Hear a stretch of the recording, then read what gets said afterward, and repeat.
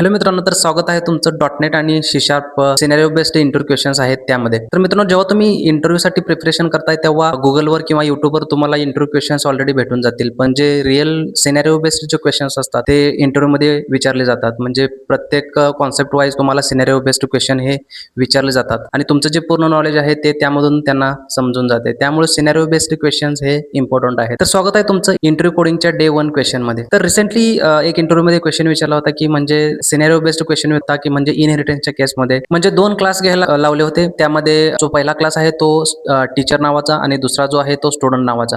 आणि यामध्ये पेरेंट आणि चाइल्ड रिलेशनशिप जे आहे ते बनवायला सांगितलं होतं. म्हणजे यामध्ये जो स्टुडंट क्लास आहे तो इनहेरिट झाला पाहिजे टीचर क्लासपासून.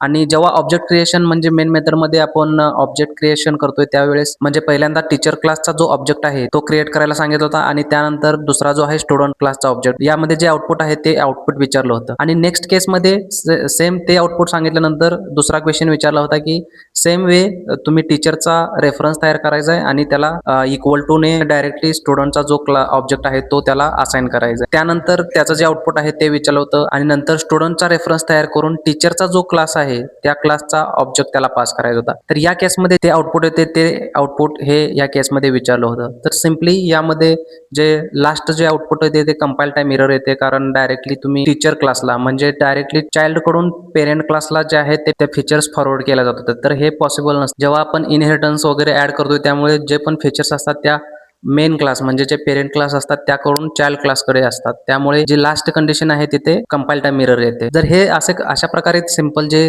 सिनेरिओ बेस्ड क्वेश्चन असतात हे इंटरव्ह्यूमध्ये विचारले जातात.